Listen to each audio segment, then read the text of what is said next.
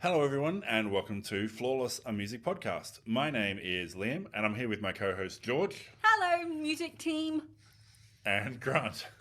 Hello there, music fans. Team Music. Team Music. I got music. it wrong again. It's team music and it was my idea. Yes, 50-50 and it hasn't really caught on. No, it hasn't. No one has commented or said anything about it. So No, team music. Maybe we we'll drop that. We'll drop it soon.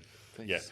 Yeah. Each episode of Flawless, a host or a guest nominates an album that they think is flawless, and we discuss how they discovered it, what they love about it, and what makes it flawless for them. We have a Facebook group. It's called Flawless Friends and Family. It's where we discuss all things music that we love and that you love, and we post in there about upcoming episodes and what albums are nominated. You can find the link in our show notes. And of course, we have a Patreon. You can back us from as little as $1 a month, and you get early access to our episodes, access to our bonus episodes, and that warm, fuzzy feeling inside that you're helping us spread the flawless love. You can find us at patreon.com/flawlessamp, or the link is in the show notes again.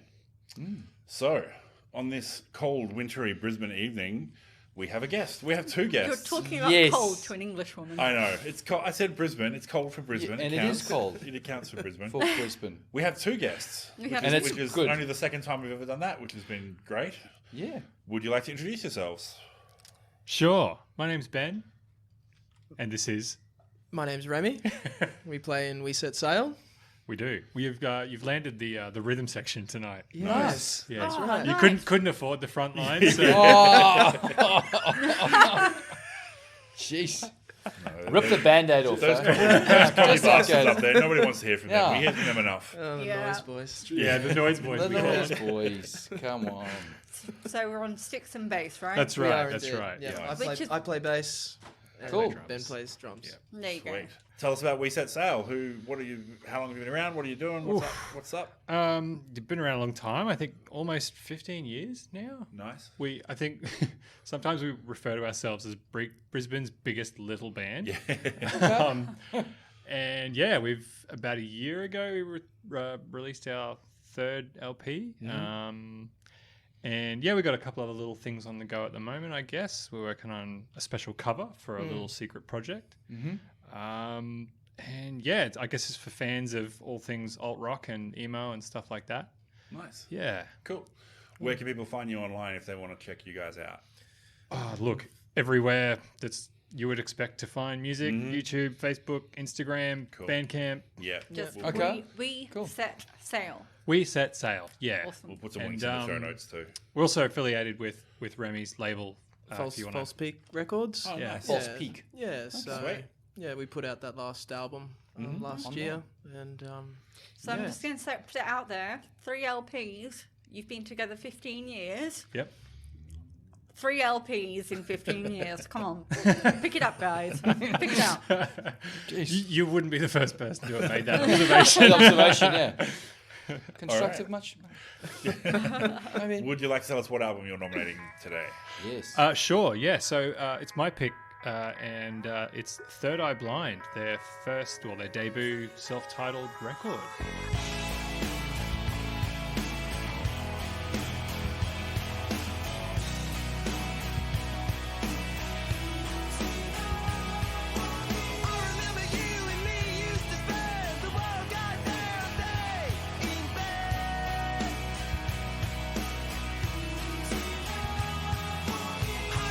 Nice. There we go. Great work. Yes. Grant's excited because I feel like Grant will have heard this one, I have heard a lot which is a of this, rarity, yes. so it's cool. So, Rarity? Yeah. it's a rarity. So, like, So brutal and honest. yeah, I'm really curious who here is familiar with this record, other than the obvious big single from this album. Do. That one. No, but for real, like, Very. George, we'll start with you. Hello. Did you know of? Obviously, you knew of Third Eye Blind. You just do this. I did do. Of course. Did you know the album? I knew the album because friends of mine in school had the album, and so they played the album, and so I have heard the album back in like 97 to 99. I would have Yeah. had the Okay. album on friends like record players at the same time as stuff like Semisonic and Yeah, bands sure. like that. Yeah, but they are on a record label with a whole bunch of bands that I really love, so I got very excited about that. Sweet. okay. Grant, Yes. had you heard this album? I had heard this album. I don't know if I knew lots of songs from this Yeah. album. I don't know if I ever sat and listened to it end to end. 1997 was first year university for me. Okay. Yeah, wild. And so it was a massive, obviously, that track was huge. Yeah. That we'll get to. And there are a number of other ones that are very, very nice, easy to listen to tunes. So I knew, this was like going back to Rhodes University, Grahamstown, 97 to even mid 2000s. I would have listened to songs off this. Yeah. If I'm in sure. totality. Well, there are a shitload of singles on this record. Yeah. Yes. Which, was There are a 5 complete surprise to me. So, very more familiar. importantly, how would you heard Well, of the Liam, album? you haven't said what you... My experience is basically identical to Grant. I knew all the singles. Yeah, And I okay. was like, this is comfortable. I know this. I know what's going on here. This is cool. Yeah. But yeah, I didn't listen to the album before. Yeah, So the basically same very similar. uni years. Yeah, on the radio. Yeah. So yeah, this album really blindsided me. So I mean, I'm definitely not like a big Third Eye Blind fan or anything. It's not like I've ever bought a shirt or anything like that. But yeah, it was probably about 5 or 6 years ago. Jimmy, the guitarist in We Set Sail, said, that album's actually pretty good. I think we were talking about Semi-Charmed Life or whatever, and I was like, really? Because it's just a band I would have instantly dismissed having only heard that song. So I listened to it, and it just completely took me by surprise. Just how many huge anthemic riffs there are on that album. Yeah. Because it's just it's end to end riffs, and at the same time it's quite dark. When you compare it to all the bands that people were comparing them to at the time, like Smash Mouth and Bare Naked Ladies and a lot of that sort of stuff, the tone of it is like, it's pretty different. It's a bit of an ugly duckling in that regard. And so, having not heard the album at all, it was so refreshing to hear something that was exactly the sort of music that I like and that I could really sink my teeth into. So you got into it in 2015. yeah, around then, I guess. Yeah. After it being out since 97. You're Exactly, now exactly. suddenly landed and you're Yeah. like, here we are, here's an album, this is flawless. 100%. Yeah. Wow. And it's just one of those records that every time I listen to it, I find something else, a little detail. Because there are a lot of those little, they're obviously good players. Nuances. There's so many nuances about just little production ideas or the way they play. And it's just fun. And really nice to listen to as somebody who's just into music. So did you go and listen to any of their other albums since then and sort of not quite up to that standard? I did. I went right down the rabbit hole. Yeah. I don't think any other album quite has the same magic. There's that single "Wounded" off the album that came out after this, which I think is probably the only song that would kind of fit in the same sort of canon or whatever. And it's a great song, but I mean, if you've read anything about the band, you know that there was this sort of acrimonious split between the two lead songwriters, and so it just seemed like they never kind of had that same magic, I guess. Yeah, because the lineup rotated a lot, almost with every album after this. Like once they sort of, I guess they had people play for a little while, and then the front became very much the front man's band, and then he would just get new people. So Stephen Jenkins on vocals and rhythm guitar, and Kevin Cadogan is the guy on lead guitar that they have the split with over the band's finances. So that was where that was heading. And then Arian Shalanza on bass and Brad Hargreaves on drums. That was the lineup for this debut album. Yeah, that's right. But they were not young at time of release. okay, I didn't have ages. So Stephen Jenkins was already 33 when this album came out. Really? And he sings about hanging out with teen girls in cyberspace. And I'm like, really? You're 33? You're singing about Graduate. that? I mean, No. that's a... Yeah, exactly. So it was it was like a play on the younger years, I think, and turning it into the pop rock album that it is.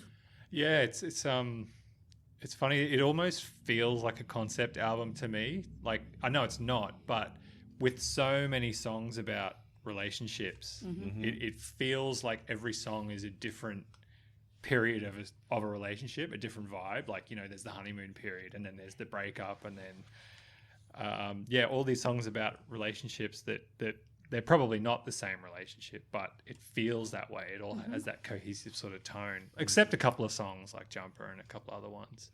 Yeah. Yeah. There's a few times I wouldn't have wanted to be the muse for that song. Yeah. There's a few dated references in there, isn't there? Yeah, but like the way he was singing about the women and stuff, or like the ex-girlfriend, and I'm just like, okay, well, if I knew that was about me, I'd be pretty pissed that this was popular, or this was making the charts. So which is like as you talk about, there is a huge amount of relationships, and he doesn't cloak it in anything. It's just out there saying, and it's quite obvious, like saying, you know, like she did this, she did that, and we did this together, and it's just so it was like a blatant reference to those sorts of themes, which is cool. I feel like there's been another album we did that like was actually like, it felt like it should be cheesy rock, but when you actually listened to it and paid attention, it was like lots of stuff in there about mental health and drug use and alcoholism and stuff. Absolutely, yeah. But I can't remember. Maybe it was like Offspring. No, Offspring was, there was some of that. Yeah, it was definitely. like You weren't on that one, yeah. No, but I know But the album. certainly, Ignition is a lot like that. Some of these guys, like Social- these mid '90s rah guys, are hiding like very deep and introspective souls behind their fist in the air music, Yeah. which is cool. So you can I just tell you my fun fact? Yeah. Oh, please. And you know Jimmy Fallon in America? He has a Jimmy Fallon show.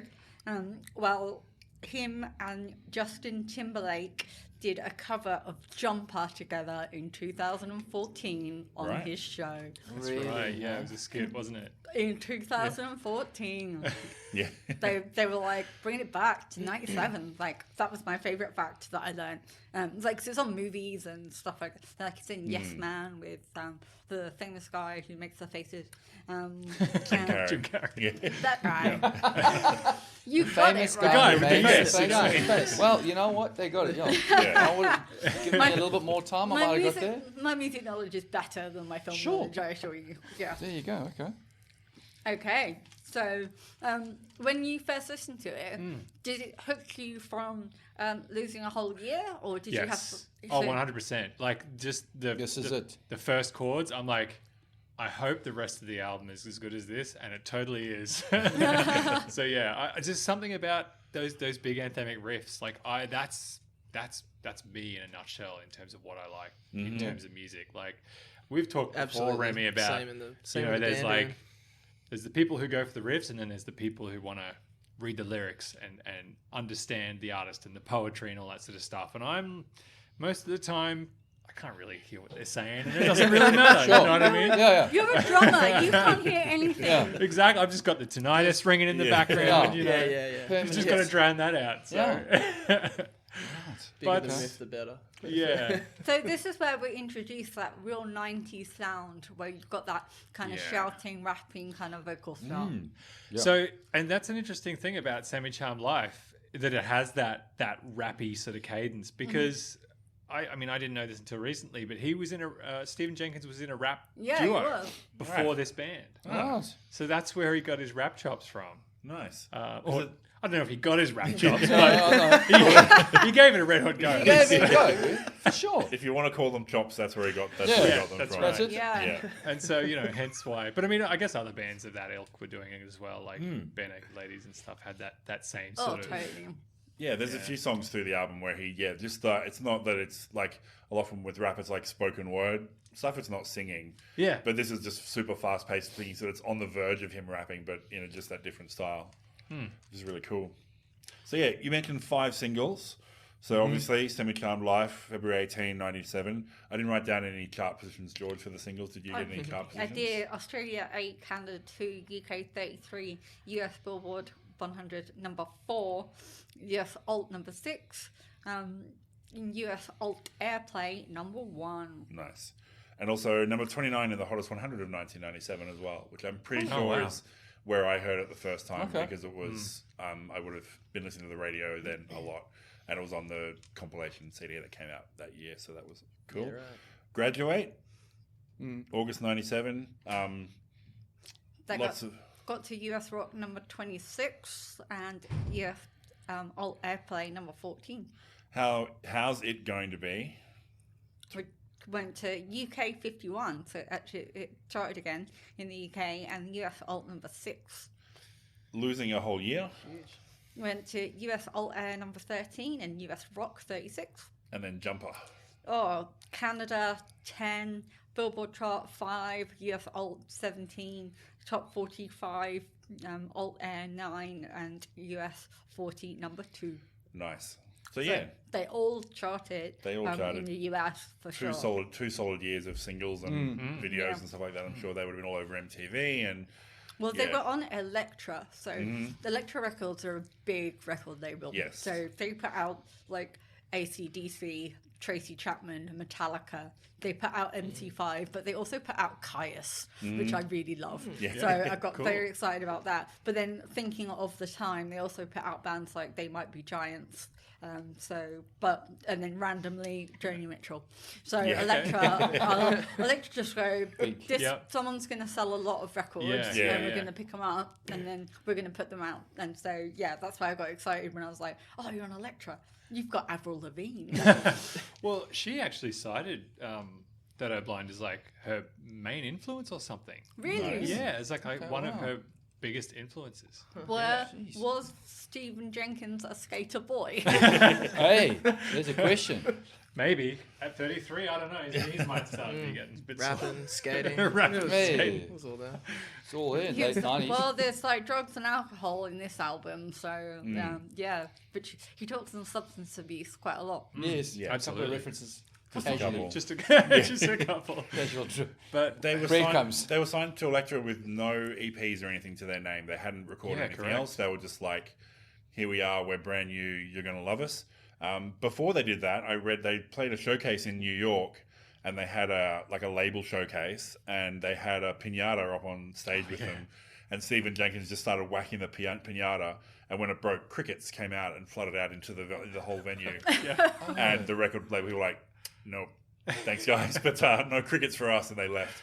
But he was like, "Oh, it's going to be something like a biblical thing, like a wave of crickets and locusts and stuff," but he was just like, we'll just do it and see what happens. Like this moment where you're supposed to be perfectly crafting this thing of what you're going to be to show off to a label, and he's like, "Oh, fuck it, we'll just get a pinata and fill it with crickets and be all biblical and stuff." A lot of the articles I read talk a lot about his hubris. And, they were very sure of themselves. And apparently they ended up with like one of the, like at the time it was a record deal. Yeah. So Not a record deal, like a high a deal that was a record. Of high value. Yeah, of high value for an unsigned band with no recordings to their name. So 1.2 million they got from Elektra for their first signing, which is just for a band with nothing to show recorded. before They'd been. Yeah. I guess they'd been playing, and there was like they had a bit of a bidding war going on. But it was huge. Must for an have been a unsigned. bidding war. Of Yeah. Oh, and also they accepted it after the label agreed to let Jenkins produce the album as well. So you think about a band with nothing to their name, and he's like, "I want 1.2 million, and I'm going to produce. I'm going to call the shots, and you're going to like what I give you, and you're going to put that out." And they're like, "Yeah, right. Here's $1.2 million." Yeah. It's insane. And it was also produced by Eric Valentine, who, I mean, you can think of any band from that era that sound a bit like them, and he's probably got his fingerprints on it too.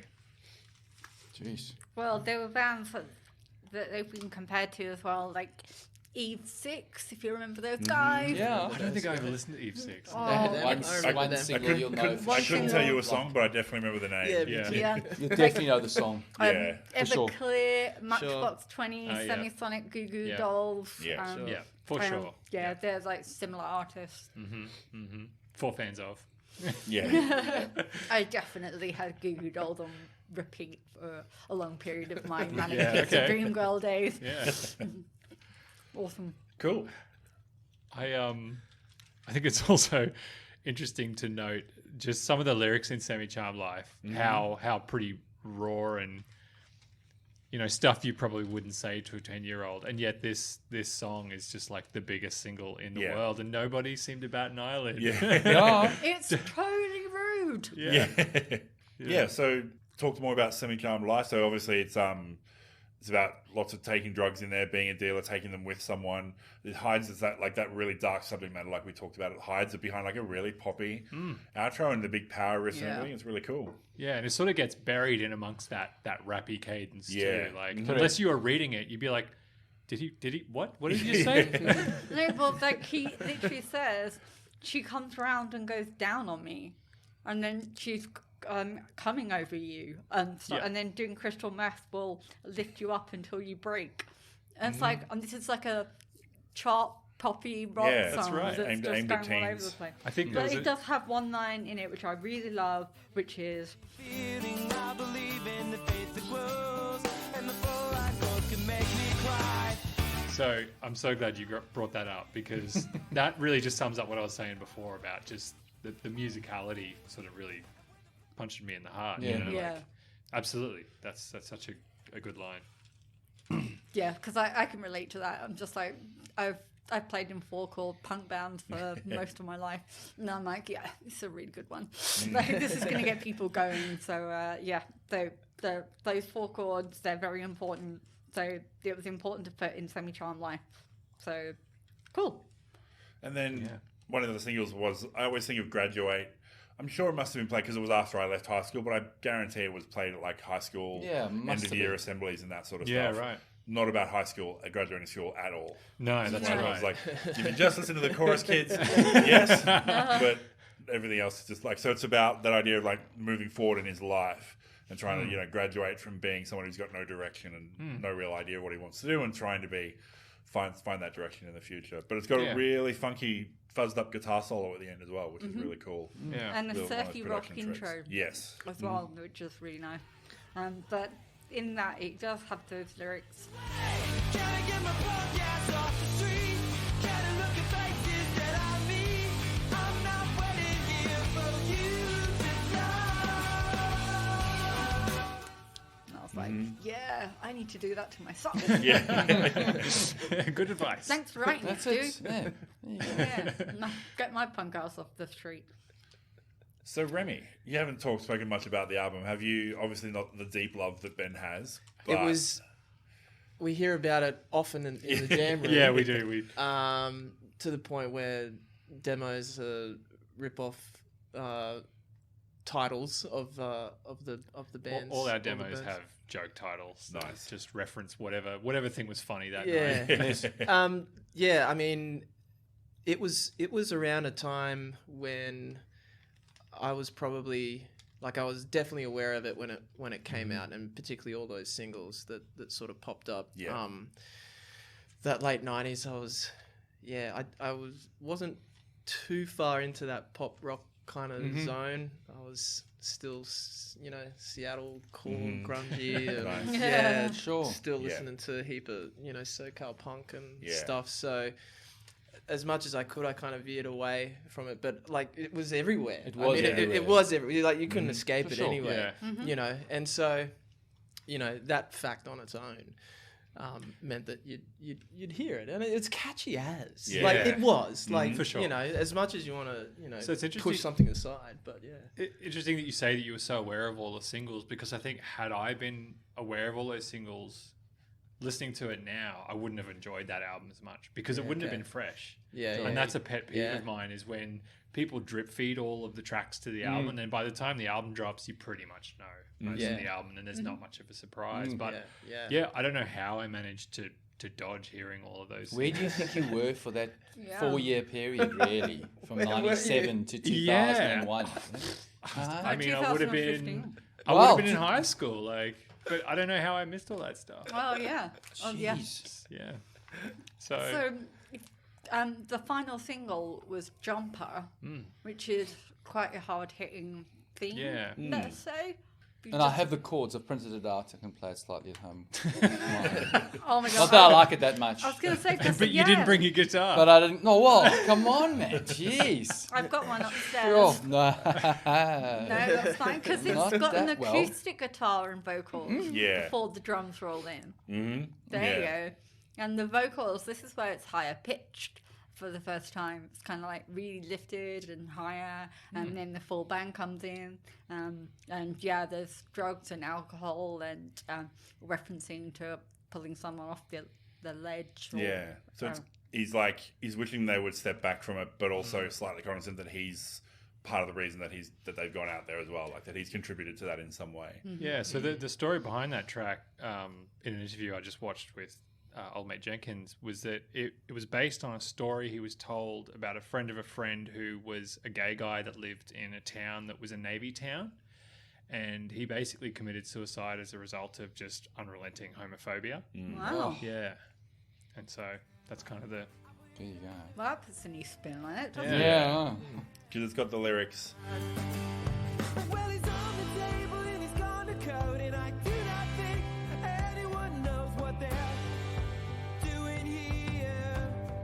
So it's that idea that a lot of people just don't realise the homophobia and all that sort of, the bigotry and all that sort of stuff is not just, that it just washes off people. It's like it has real effects on people and definitely leads to these sorts of actions. And he talked about how nowadays, because things have progressed, that it's almost a bit of an anthem for people who've gone through that, because they feel like they don't have to endure it as much anymore. Yeah. So that's an interesting way that song's taken on a whole different flavour. Yeah. I think when this came out, I was about that. I didn't know it was about homophobia, but I heard was around the time I came out, and I think, and I was getting assaulted in the street for like holding a girl's hand and stuff like that, and it does push you to the edge. So I didn't know that song had that premise to it. So it's taken a new lease of life in my little brain now. Nice. Yeah, well, Cool. Yeah, me too. I listened to that song almost on repeat in a place called Transkei in South Africa on a surf tour with a mate of mine who'd gone through a breakup, and he was like super, super sad. And oh yeah, so we were like driving through serious rural, like wild. It's called the Wild Coast. Actually, that part of South Africa is called the Wild Coast, and we're driving through and we're listening to this track, and just don't do anything silly. Basically, is what we were like taking from that. Yeah. And Andy Grant was the guy that we went on this trip with, and off we went, and everything's cool. So, but I didn't know. Yeah, thanks for sharing what you found online. It's amazing, and how the song's relevance changes. Like, that's right. Over time. Yeah, it's still. It's nice that it's maybe uplifting more so now than for sure what the initial reasons were for writing it. Jeez. Yeah. Anyway, there. It's another double ticks from you, Grant. What was your ticks. highlight? Oh, lots of double ticks. Oh well, I mean, obviously the losing the whole year, Semi-Chon Love, Jumper, Graduate. I Want You towards the back end. I thought it was a really cool track as well, and London for that matter. Yeah, London's cool. That's a fun little detour, isn't it? Yeah, I thought. I mean, he doesn't want to go. Who wants to go to London? Fuck, come on, man. I'm going there in September. On purpose. Speaking of the conference. Yeah, I mean, it's a business thing. It's not like really. It's not really about London though. He doesn't really hate London so much. Well, he doesn't want to go. So yeah. So that's that long distance relationship where she's gone, and it feels like the plan's always been for him to go over there, but now he feels like she's probably hooked up with someone else and is doing other things, and he won't be so welcome if he goes over. So he's like, well, I don't want to go. I've got my life here, and I don't want to go over there just to get dumped or be a second guy over there. And he sings. It's been this way 1,000 years. We talk to each other. So why the hell do you call me here when you know I don't want to go to London? Like, okay. Yeah. Make your presence known. It's difficult to misinterpret that. Yeah. Yeah. It's like, as I say, he's pretty blatant with what he's saying. Apart from like with Jumper, apparently, but like he's pretty blatant with his relationship stuff in the lyrics, which I went through all of them. Ta-da! Yeah. Nice. Because the other thing we did, we talked on our bonus episode about the one-hit wonders about the 4 non-blondes. Mm-hmm. So What's going on? Yeah, Exactly. And he shakes his head. Yeah. So Stephen Jenkins, and I can't remember the lead singer of the 4 non-blondes, but that lady, they used to play. They knew each other, and they would hang out in each other's play houses and play songs. And it wasn't until like 20 years later that he was like, hang on, that was What's Up. And the song he was playing was Semi-Charmed Life, and she didn't obviously recognize it from what he knew and what it turned into as well. So they were both just sitting there playing these, to them, probably like, oh, these are our stupid songs. And then in the end, they actually both blew up into the international smash hits, which is really cool. Yeah, right. That's fun. So, Motorcycle Drive-By, that's a good song. Linda Perry. Yes, thank you for that. There's, like, the singles on this album kind of stand out, but also any song on this album just about could be a single. Like, they've all got that movement of, like, the people could really get into listening to the radio, and he's got that clear voice, knows what he's singing about, big power riffs, all that sort of stuff. So, yeah. Motorcycle Riders is just an example of one of those. Like, this could easily have been a single. Yeah. Well, it's got acoustic finger picking, which I really enjoy. And it starts off slow and then it ramps up into full band. And then it's like power pop rock for a period for like a third of the song. But then it drops back down to the acoustic and has this like atmospheric sound in the background, and then like whether it's coming from a synth or something like that, but they have mini harmonies, so instead of an entire line of lyrics being harmonized, it's just like the first couple of words will be harmonized and then it'll drop off, and it's like the first couple of words again and it'll drop off, and it's like it was a nice play with how they harmonized on the vocals. I also really like that sort of quiet dynamic. I mean, that's something that we do to death in our band. So whenever I hear that, I'm like, oh yeah, they know what's up. The production through, like with Jenkins doing it all, like it's so like it's a solid job. Like they should have turned the bass up though. Thanks for rooting for me. Yeah, that's awesome. And also a bassist. So they should have turned the bass up. But no, there were moments where the bass gets a nice little like play around. So that's good. I'll find But that, so Motorcycle Drive-By's got the line, I've never been so alone, and I've never been so alive. Lyric Buddy. nice, Grant. Well done. So Lyric Buddies is when you both write down the same lyric. Yep. To read out. Very good. Yeah. Tick. Yeah. So, Yeah, it's definitely a memorable lyric. Yeah, for sure. really cool. For sure. so in Good For You, this is where there's some bassy fun times. There's the outro is a solo guitar with the bass, and it's kind of like a rocky outro and stuff like that. But it's got the slow rock intro too, so it's kind of got the lift and drop that we talked about already. But it reminded me, the way the middle eight and chorus kind of ran reminded me of how Incubus wrote their songs too. Yeah, right. So like I was thinking about the whole like Drive type song Yeah. or whatever. Yeah, okay. It like had it was reminiscent of that, which was, you know, I was a massive Incubus fan, so for my sins, but saw them a few times, but there we go. So it reminded me of that. That song kind of felt like it was I felt like it was maybe about like a quote unquote nice guy who was trying to be nice to someone and then try and leverage that into like, well, I'm being nice to you, so you should be my girlfriend, and maybe trying to force it in a little bit. I don't know if anyone else got that tone, but it was just like, so there was a lot of sort of instructional stuff in the song about how this is how you should be acting, and I think this is what we should do, and that sort of stuff. So I got a bit of a vibe of that. And then, but it's also empathetic towards her impact too, because he says, "You haunt my nights where I don't know where my life should go. Well, is it good for you? Well, is it good for you?" Which could also be the good, like the guy, "You haunt my nights." I'm like, oh, that's a little, Yeah. that On the could edge. be a little creepy. Could be good, could be creepy. Do you guys, just as a slight tangent, do you ever go onto Genius where you can see people's interpretations of the lyrics? Yeah, I do. And some of them are hilarious. Yeah, some of them are so good. There's one line on one song where it's something like, "Near your pierce, I will go wild and free," or something like that. And then the little annotation just says, "Like a tiger." Like a tiger. Nice. Like a tiger. Like a tiger. Only Survivor is like a tiger. Yeah. True. That's awesome. So any other ones you from your side, Liam?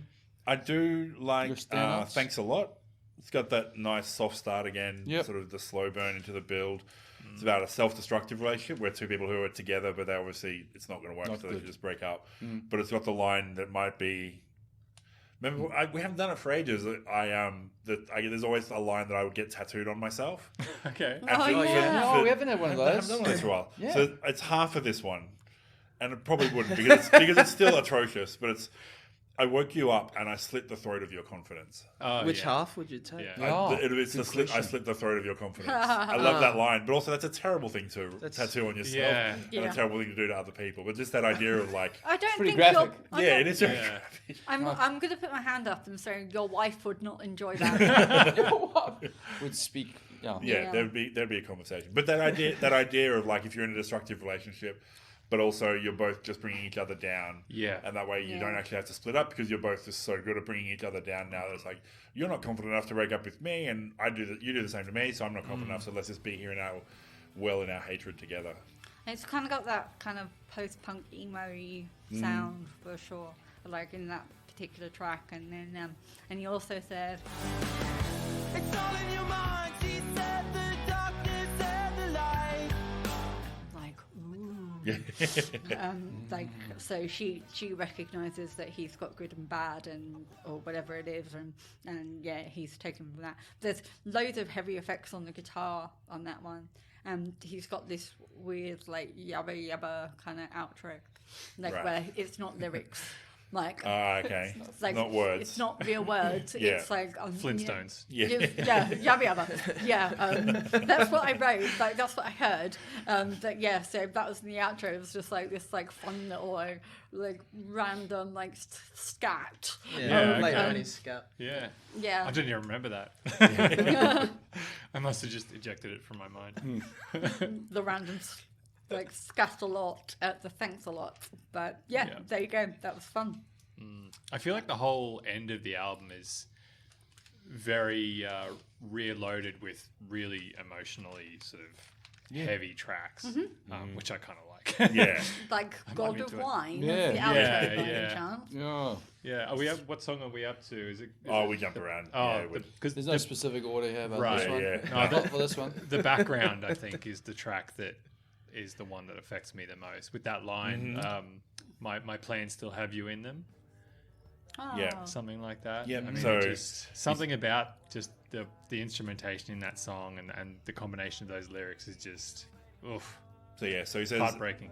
The plans I make still have you in them. 'Cause you come swimming into view. And I'm hanging on your world like I always used to do. The words they use so lightly, I only feel for you. So, what I couldn't figure out is it the partner died or just a breakup? Because Look.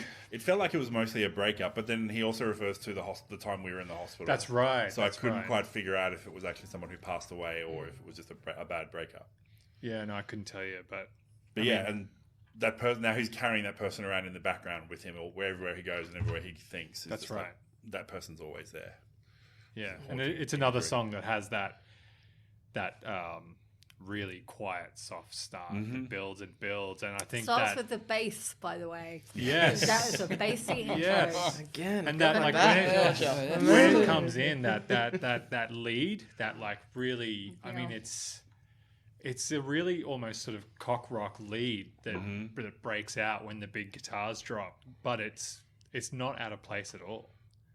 It's just so anthemic and yeah, Well, that solo the last 30 seconds with the guitar strumming just fading out on that one.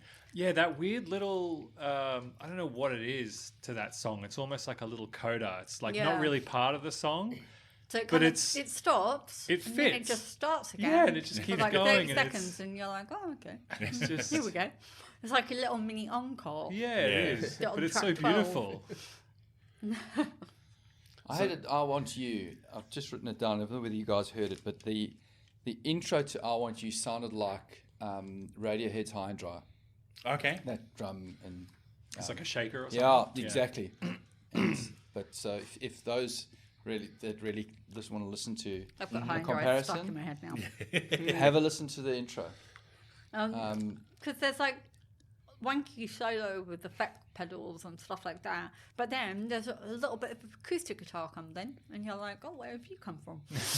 Cheeky, thanks very much. And then like the soft vocals section, however, this is when he comes in with the soft vocals at the end of I Want You, it really reminded me of Flight of the Conchords. Oh, right. Where the way he's like, hey, blah, blah, blah, darling, yeah, I get blah, that. blah, darling, Yeah. or whatever. And I'm just like, oh my gosh, yeah, it totally reminded me of that. And now, as soon as I heard it, I was like, I can't unhear this now. Yeah, you just hear Jermaine doing Bowie. Get an eye patch, man. Get an eye patch. Pretty much, yeah. But so I wrote it down, but I did a smiley face, so like it didn't upset me. It was just a really nice thing to kind of like connect my ideas to. Yeah. So yeah. I also really like Narcolepsy. Yeah. So the only song in the first 6 that's not a single. Obviously, all the other 5 are all singles. So it's once again soft start into sort of kicking out, and then so it's about mental health. So I think this is one where I was like, okay, this is going to be an actual serious album coated in the cheese rock. So that's all cool. But Coated. Layered. Dusted. Yeah. Dusted in cheese. Sprinkled. But it talks about like drinking to avoid anxiety and to avoid the narcolepsy and everything. So he says, Sure.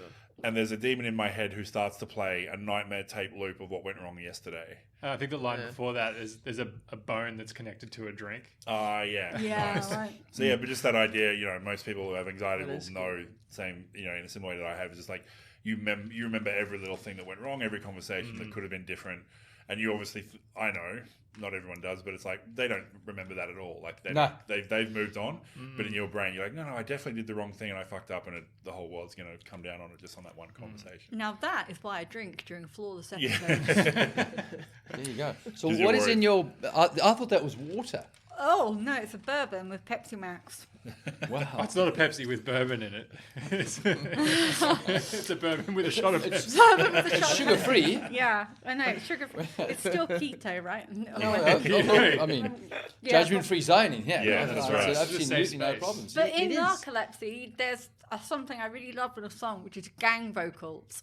But like it's like you've got a chorus of people all shouting the same thing at the same time. You're like gang vocals, love it. Andy So- will love to hear that. Yeah. We were recording something the other night, and he's like, "Guys, can we do gang vocals?" And we were all like, "All right, man, whatever." But That's it what worked you out. really It worked want. out. It It actually worked out. turned It out actually really turned out really well. good. Nice. There you go. Well, you can say George from Flawless Yeah. says she likes gang vocals. George approves. Yeah. There you go. Tick of approval. Any other moments you want to hit, George, before we jump to a final pitch? No, I think we've hit on all of the key songs I wanted to hit on. So, Sweet.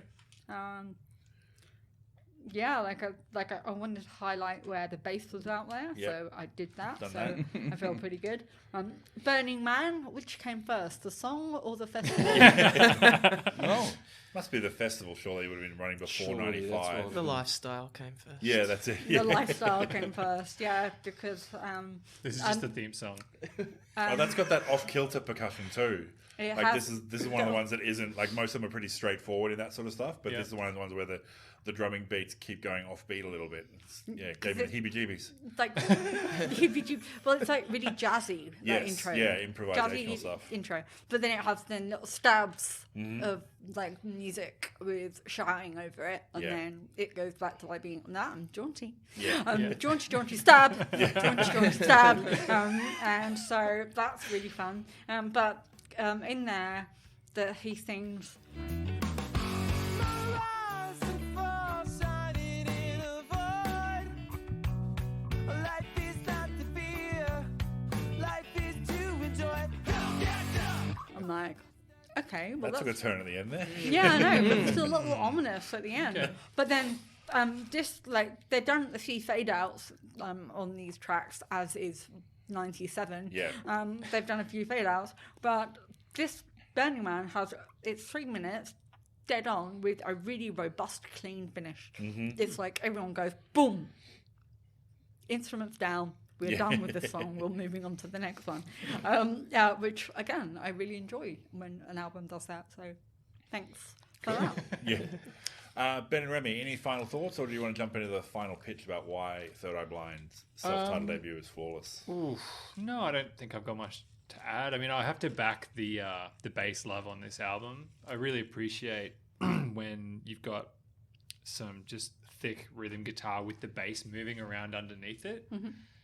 I just think that's a rad way of making Go music. Arion! You know? Go Arion! Yeah. Cool. That's Doesn't- something I love about this record. Nice. Lots of that. Yeah. Under Arion- those anthemic riffs. So bass and drums, Arion and Brad, don't have their own Wikipedia entries. Cold. Cold. But Brad is still in Third Eye Blind. He's the only one with Stephen Jenkins remaining. Well, I couldn't Okay. find stuff about him. But yeah, maybe he's just staying off the radar. Yeah. That's fine. Maybe just deletes the Wikipedia page as soon as it shows up. Yeah. Doesn't like it. Cool. Did you have a final pitch for us? The final pitch. Okay, look, if you like anthemic riffs with some emotional heft, and tackling some big themes and just those big rock riffs, that's what it's all about for me. Cool. That's my pitch. Awesome.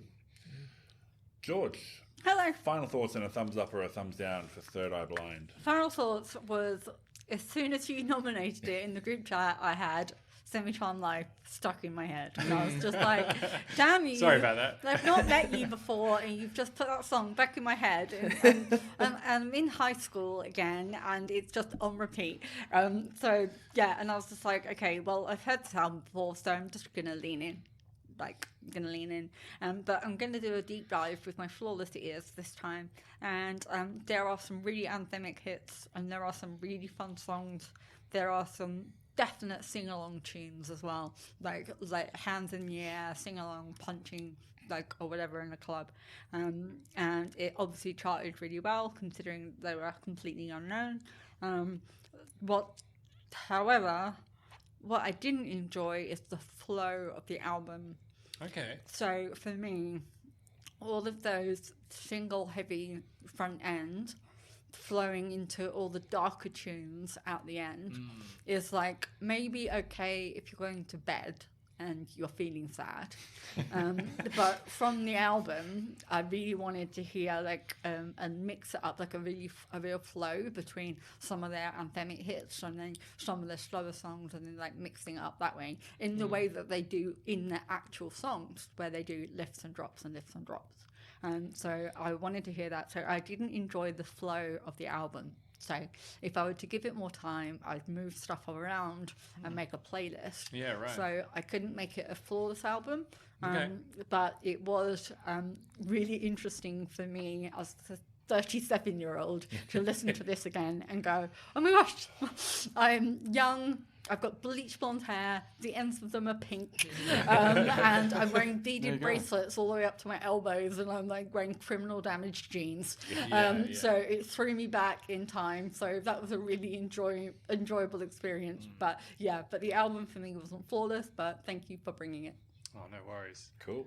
Grant, final Yes. thoughts and a thumbs up or a thumbs down. Yeah, it was awesome that the memories. It wasn't certainly just Semi-Charm, but Jumper for me, because what I spoke to, and how's it going to be as well. All the hits, and I think I don't like to sound like or prejudge what Liam may say, but having all the singles up front and then going into the back end didn't really. Maybe it's the flow thing as well. I was like, hey, up to how's it going to be? Even it's like double ticks. I'm like, flipping, this is amazing. I'm like, let's go.